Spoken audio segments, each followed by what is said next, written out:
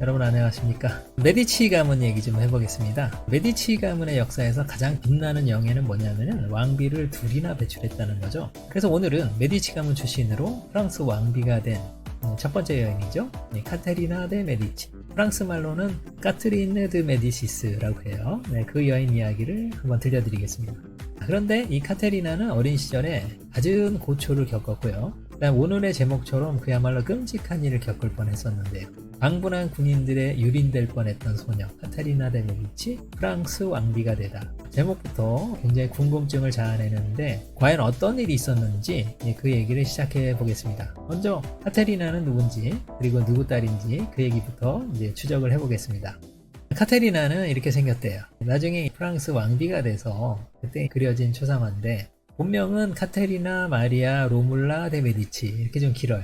줄여서 그냥 카테리나 데 메디치 이렇게 얘기하는데, 카테리나가 태어났을 때 당시에 메디치 가문은 교황을 배출해 있었죠. 작은 할아버지 뻘인 레오 10세가 교황이었어요. 자, 메디치 가문의 역사를 간단하게 다시 한번 리뷰를 해보면은 코시모 데 메디치 때 피렌체를 지배하는 지위에 올랐고, 그 다음에 그의 손자인 로렌초 데 메디치 때 르네상스를 화려하게 꽃피웠었죠. 그런데 이제 로렌초 데 메디치가 너무나 일찍 세상을 떠나게 되면서 피렌체 정국이 굉장히 어수선해졌습니다. 그에게는 이제 아들이 3명 있었고요. 그 다음에 이제 자기 동생이죠. 파치가 암살 사건 때 일찍 세상을 떠나고만 줄리아노의 사생아가 있었죠. 줄리오까지 포함해서 이 4명을 자기 아들처럼 그렇게 키웠습니다. 그러다가 이제 피에로가 경험도 없고 너무 오만해가지고 피렌체에서 내쫓기는 그런 일도 겪으면서 이 메디치 가문이 정말 혼란스러워졌었죠. 그러는 와중에 조반니와 줄리오가 로렌초 데 메디치의 힘에 의해서 교황청에 추기경이 되면서 나중에 이 두 사람이 차례차례 이제 교황이 되는 거거든요. 자, 그래서 메디치 가문이 나중에 제2의 발판을 그렇게 마련하게 되는 거죠.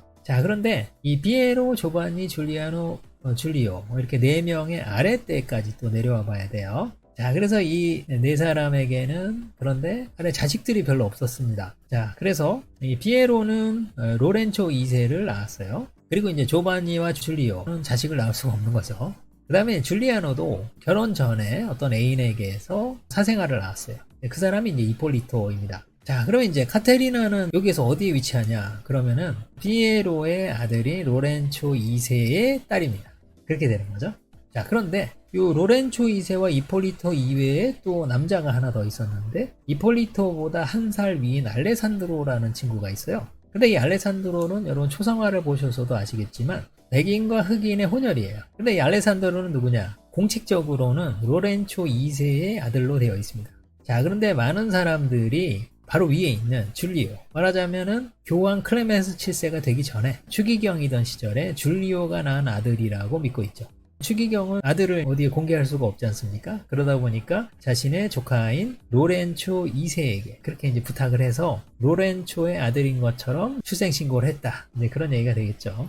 자, 그래서 이제 메디치 가문의 직계, 코시모 데 메디치에서 비롯돼서 쭉 이어져 온 그런 가게가 여기까지 이어지게 되는 거고요. 그 다음에 이제 카테리나가 태어나는데 그 부모는 이렇습니다. 로렌초 2세하고 프랑스의 귀족입니다. 마들렌 들라투르 도베르뉴가 엄마예요.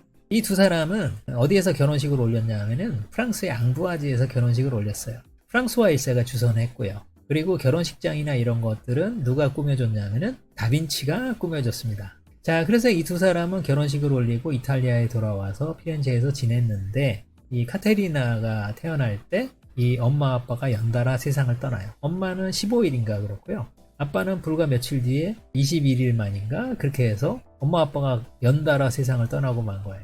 그러다 보니까 이 카테리나는 천의 고아가 된 거죠. 자, 그래서 프랑스와 1세는 자기가 주선한 결혼이기도 하고 그 다음에 이제 마들렌 들라투르를 자기가 아끼던 사람이다 보니까 그녀의 딸인 카테리나를 자기가 키우고 싶다 이제 그런 얘기를 했나 봐요. 그런데 그 당시 메디치 가문을 책임지고 있었던 레오 10세의 생각은 좀 달랐어요. 레오 10세는 이제 로렌초 2세가 죽은 뒤에 메디치 가문이 또 대단히 혼란스러워진 상황 아니겠어요? 그러다 보니까 어쨌든 이 후사를 어떻게든 이어가야 되기 때문에 이폴리토를 후계자로 생각하고 그 다음에 이제 적통을 이어받은 카테리나를 그러니까 말하자면 당숙지간이라고 할 수 있는데 오촌지간이죠. 이폴리토에게 시집을 보내서 그래도 메디치 가문의 어떤 정통성을 이어가겠다 이제 그런 생각을 했던 것 같아요. 자, 그래서 이제 프랑스 왕의 청을 거절하고 그래서 이 카테리나는 피렌체에서 자라게 됩니다. 자, 그래서 여기가 로렌조 데 메디치도 살았고 그 뒤로 이제 대대로 메디치 가문이 살았던 리카르디 궁전입니다. 네, 여기가 이제 카테리나의 거처가 되었어요. 카테리나는 이제 할머니 밑에서 좀 자랐고 그다음 이제 메디치가 여러 사람 손에 이렇게 자라게 되는데 그러다가 결국은 작은 할아버지죠. 줄리오, 나중에 클레멘스 7세가 되는 이 줄리오 밑에서 자라게 돼요. 줄리오는 로마에서 자기의 형벌인 레오 10세를 도와서 추기경 생활하다가 피렌체도 간접적으로 통치를 하고 있었어요. 그런데 레오 10세가 세상을 떠난 뒤에 또 잠깐 있다가 그 다음에 이제 교황에 선출이 됐잖아요. 그래서 클레멘스 7세가 돼서 그 피렌체의 보다 강력한 지배권을 그렇게 갖게 되는 거예요. 자, 그런데 그런 상태에서 이 피렌체에 엄청난 변고가 닥치게 됩니다. 지난 영상에서도 제가 말씀드렸듯이 꼬냑 동맹이라고 하는 것에 이어서 로마 약탈이라는 엄청난 사건이 벌어지게 되는데 그때 이제 로마가 완전히 잿더미로 변하는 그런 위기 상황 속에서 클레멘스 7세를 지키기 위해서 피렌체에서 메디치가의 군대, 용병 이런 것들이 모두 피렌체를 떠나는 바람에 그래서 피렌체가 무주공산이 되었고 메디치 반대파들이 봉기를 합니다. 그래서 이제 메디치 가문이 축출이 되는 거죠. 그때 메디치 가문 사람들은 간신히 피신을 했습니다. 그런데 이 카테리나가 피신을 못했어요. 사람들이 카테리나를 못 챙긴 거예요. 그러다 보니까 카테리나는 몇몇 보호자들이 여러 수도원을 전전하면서 반란군을 피해 다녔는데 결국 사로잡혔고 인질이 되고 말았죠. 그래서 이제 메디치 가문이 참담한 상황이 된 겁니다. 그러니까 메디치 가문의 적통을 이어받은 소녀가 피렌체 시민군에게 잡혀 있고요. 자, 그래서 클레멘스 7세가 결국은 황제에게 항복을 했지 않습니까? 1529년에 볼로냐에 가가지고 항복을 합니다. 거기서 이제 황제하고 화해를 한 거죠. 근데 뭐 말이 화해지 뭐냐면은 앞으로는 황제의 뜻에 반하는 그 어떤 일도 하지 않겠다라고 맹세하는 그야말로 굴욕적인 그런 이제 조약을 체결하게 됐고요.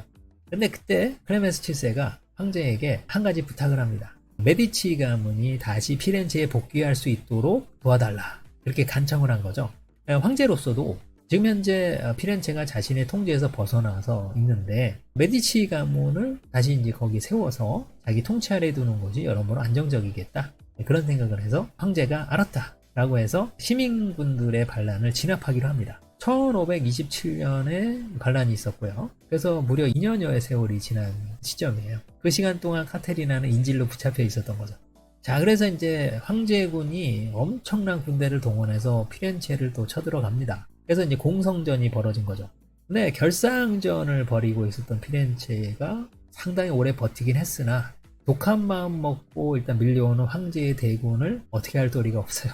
그래서 이제 끝이 보입니다. 네, 절망적인 상황이 됐어요.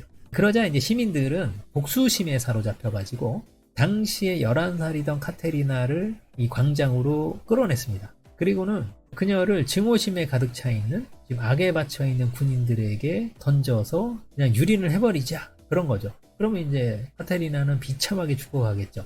그래서 시민들이 그녀를 군인들에게 넘겨라 이렇게 외쳤습니다. 예, 여러분 그때 카테리나의 목숨이 그야말로 바람 앞의 등불처럼 너무나 위태로운 그런 상황이었어요. 자, 그런데 그때 피렌체의 원로 한 사람이 나섰습니다. 그리고 사람들을 딱 막아서더니 뭐라 그랬냐면은 이 카테리나가 이제 피렌체가 쓸 수 있는 마지막 카드라는 것을 모르냐 라고 이제 사람들에게 야단을 쳤죠. 그러니까 이제 항복을 생각해야 되고 항복 협상을 해야 되는데 이때 카테리나라도 없으면 그때 무엇으로 어떤 식으로 항복 협상을 할 것이냐 그렇게 이제 얘기를 한 거죠. 그래서 그동안 피렌체를 이끌었던 사람들이야 죽어나간다고 해도 그럼 가족들이라도 안전하게 지키려면은 카테리나가 있어야 된다 그렇게 얘기했더니 사람들이 찬물을 끼얹은 듯이 조용해졌죠. 그리고는 이성을 차린 거예요. 그제서야 이제 자신들에게 닥칠 그 너무나 잔인한 현실 그런 것들을 인식하게 됐고 그나마 피해를 최소화하려면은 이 소녀를 그래도 안전하게 지켜내야 된다는 것을 자기들도 깨닫게 된 거죠. 자, 그래서 어마어마한 위기를 맞이했던 카테리나가 간신히 살아남았다고 합니다. 자, 여러분 그래서 피렌체가 항복을 했고요. 클레멘스 7세가 마침내 감격해서 피렌체시에 들어옵니다. 그때 클레멘스 7세는 가장 먼저 카테리나를 챙겼죠. 그리고는 꼭 끌어안고 눈물을 펑펑 흘렸다고 합니다. 그러니까 2년여의 세월 동안 그야말로 자기 가문의 유일한 적통인데 이 아이를 어마어마하게 고생을 시켰죠. 자, 그래서 이제 미안한 마음도 있고 그래가지고 카테리나를 더 이상 고생시키지 않겠다. 네, 그러면서 이제 좋은 곳에 시집 보내기로 결심합니다. 그래서 이제 누구에게 시집 보내야 되나 이제 그런 생각을 했는데, 원래 내정되어 있었던 이폴리토 있잖아요. 레오 10세가 카테리나의 짝으로 생각했던 이폴리토는 클레멘스 7세 때가 되면은 상황이 전혀 달라집니다. 이폴리토가 또 메디치 가문을 대표해서 추기경이 되어가지고 종교 생활을 하고 있었기 때문에 이폴리토는 짝이 될 수 없고요. 그 다음에 실질적으로는 자기 아들인데 알레산드로라고 있어요. 그 친구는 근데 법적으로는 카테리나랑 남매지간으로 돼 있기 때문에 혼인을 시킬 수가 없어요. 그래가지고 이제 밖으로 눈을 돌렸는데, 그러다 보니까 그동안 이제 친하게 지냈던 프랑스 왕가, 그 다음에 이제 카테리나가 또 모친으로 인연이 있죠. 그래서 프랑스 왕가에 시집을 보내기로 합니다. 그래서 이제 협상을 진행을 시키는 거죠. 자, 그래서 이제 이 카테리나가 프랑스 왕가로 시집을 갈 수 있느냐, 이제 그런 것들이 이제 관심사가 됐는데요. 자, 그럼 이제 상대편인 프랑스 왕실은 어땠나? 그 입장을 한번 생각해 보면요. 당시의 왕이 프랑스와 1세 아닙니까? 그런데 이제 프랑스와 1세는 카테리나를 며느리로 맞는 것에 대해서 상당히 우호적이고 긍정적으로 생각을 했다고 합니다. 왜냐하면은 자신이 주선해서 메디치 가문에 시집 보냈던 프랑스 귀족 마들렌, 자기가 또 굉장히 아끼던 친구니까 그 딸이죠. 그래서 이 카테리나를 자기가 키우겠다라고도 했었어요. 그리고 이제 이 프랑스와 1세는 이탈리아 예술가들을 너무 사랑하고 이탈리아 문화를 받아들이는데 열성이었기 때문에 이탈리아에서 자란 카테리나에게 대단한 호감이 있었던 거죠. 그래서 며느리 삼으면 좋겠다, 이제 그런 생각까지 하게 된 거예요. 그런데 당시에 프랑스 궁정에서의 반대가 엄청났다고 합니다. 왜냐하면 메디치 가문은 귀족 가문이 아니거든요. 그래서 어떻게 천한 상인의 딸을 어떻게 프랑스 왕실에 들이느냐라고 하면서 정말 궁정에 있는 사람 모두가 다 반대를 했다라고 할 수 있어요. 그런데 이 프랑스와 1세가 내가 첫째랑 결혼시킬 게 아니라 둘째랑 혼인시킬 거야 라고 하면서 사람들을 설득했어요. 그러니까 프랑스와 1세에게는 그 아들인 프랑스와가 있었고요. 그 다음에 앙리라는 둘째 아들이 있었는데 앙리와 결혼시킬 것이다, 이제 그런 얘기죠. 그렇기 때문에 카테리나는 프랑스 왕실의 왕비가 될 가능성은 없는 거고, 가장 많이 올라왔을 때 말하자면 왕의 형제나 그 중에서도 가장 높은 지위에 있는 사람이 오를레안 공작이 되거든요. 그래서 가장 많이 올라가 봐야 오를레안 공작 부인입니다, 그렇게 얘기하니까 다른 귀족들도 고집이 너무 세시네 라고 하면서 물러났어요. 자, 근데 이제 프랑스와 1세는 또 속셈이 없지는 않았습니다. 뭐냐면은 당시에 클레멘스 7세가 좀 더 오랫동안 교황의 지위를 유지하게 되면은 이 카테리나가 자기 왕실에 들어왔기 때문에 이 카테리나를 연결고리로 삼아서 이 교황의 영향력을 이용할 수 있을 거라고 생각이 들었고, 그래서 어떻게 하면은 밀라노를 다시 되찾는 기회도 생길 수 있다, 뭐 그런 생각도 해본 거고요. 그 다음에 클레멘스 7세가 자기 쪽이 조금 밀리는 그런 결혼이기 때문에 엄청난 지참금을 약속했어요. 그러다 보니까 두둑하게 지참금 챙기고 좋구만 이라고 한 거죠. 자, 그래서 이 카테리나 배필로 정해진 사람이 누구냐면은 앙리입니다. 그래가지고 이 카테리나가 좀 아직 이른 나이에요. 14살이 되던 해에 프랑스 왕실로 보내집니다. 그래서 동갑내기입니다. 앙리도 14살이었어요. 이때 둘이 결혼해가지고 카테리나가 프랑스 왕자비가 된 거죠. 그런데 그때까지는 아무도 몰랐어요. 뭐냐면은 나중에 앙리가 왕이 될 거라는 걸. 그래서 카테리나가 왕비가 되게 되는 거죠. 자, 그런데 그러면 이제 카테리나에게 너무나 좋은 일이 돼야 되는데 그렇지가 않았습니다.